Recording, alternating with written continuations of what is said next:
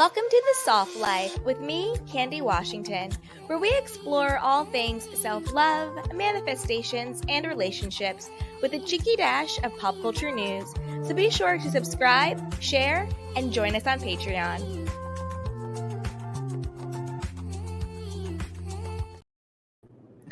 Hello, everyone. As always, I'm your girl, Candy Washington.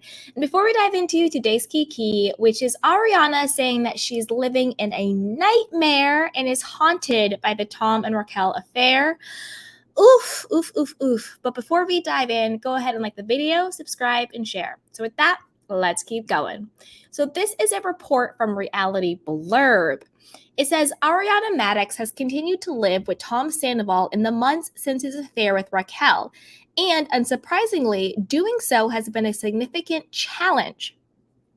Side note, bless her heart, I don't know how she could do it. I don't know if I could live in the same house as someone who did me as dirty as Tom Sandoval did. Live in the same house where he had sex multiple times with Raquel in.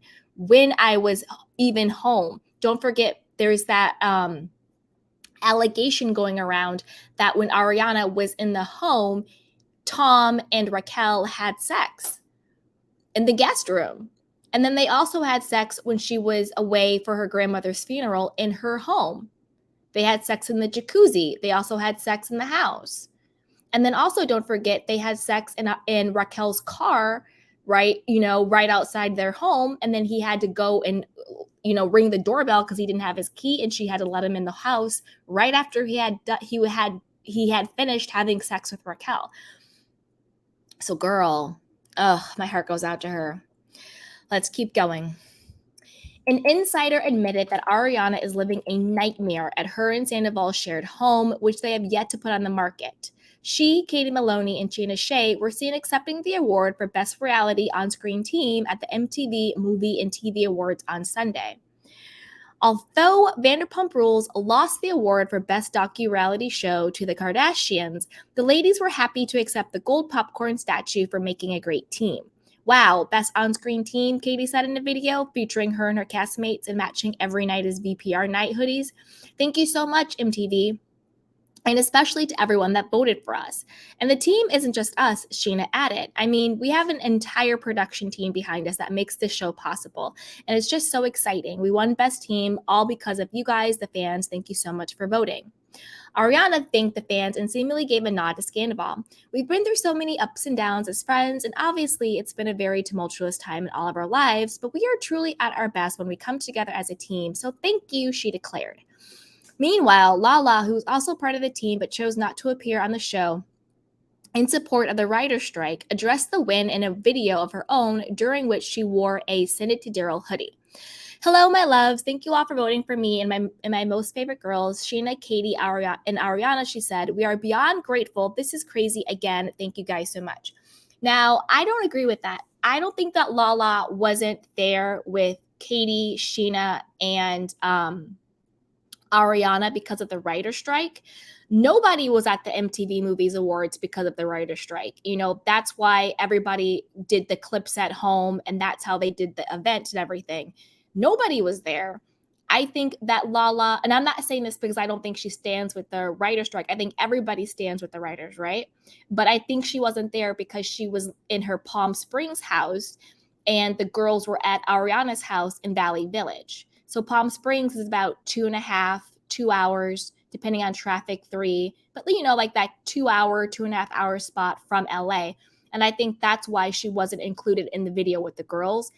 I don't think it had anything to do with the writer's strike. The reason why everybody at the MTV Awards was, doing it virtually is because of the writer's strike. So get your facts straight, Reality Blurb.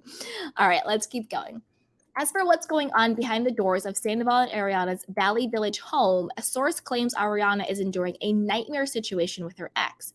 Tom and Ariana bought the $2 million home in 2019 when everything was going well in their relationship, and now it's all gone to hell, an insider explained to Life and Style magazine.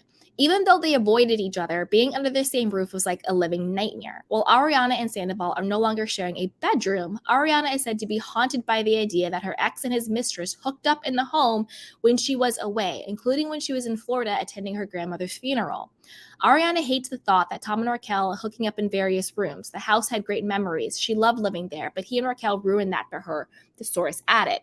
Yeah, I wonder, like, this is what I wonder. I wonder who's living in the master bedroom and who's living in the guest room, like who gets the biggest room, like, and then the bed, like you'd have to like sanitize it because like Tom and Raquel had sex in the bed, like so gross.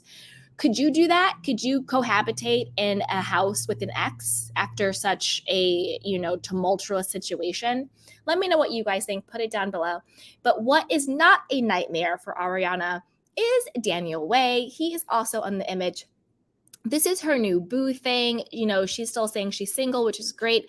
But this is sort of the guy she's been seen hooking up with. They started hooking up in Coachella, and then she went to go visit him at NYC and all of that. He is a personal trainer. So I wonder if he will be on the next season of Vanderpump Rules, and I want to see where the relationship goes. Doesn't have to be a rebound, but I think, with everything Ariana's going through, I want her to have fun. I want her to live her best life, but also, be mindful of your feelings because you don't want to jump into something so quick and fast and then get hurt all over again. Because yes, she's booked and busy, but she's still in a very vulnerable place. She has great support and a lot of distractions with all of her new stuff going on, but you still have to address and heal. Doesn't mean you have to, wallow in it by any means. I don't think you should do that, but you also just want to be mindful of the vulnerability and the hurt that still might be there. So I'm happy for her. I hope, dipping it and doing it with Daniel is fun. She's booked and busy and all of that. So put it down below. But before you do that, you know what to do. Go ahead and like the video, subscribe, and share, and join our newsletter. With that, you guys, I'll talk to you later. Bye. Welcome to The Soft Life with me, Candy Washington, where we explore all things self-love, manifestations, and relationships with a cheeky dash of pop culture news. So be sure to subscribe, share, and join us on Patreon.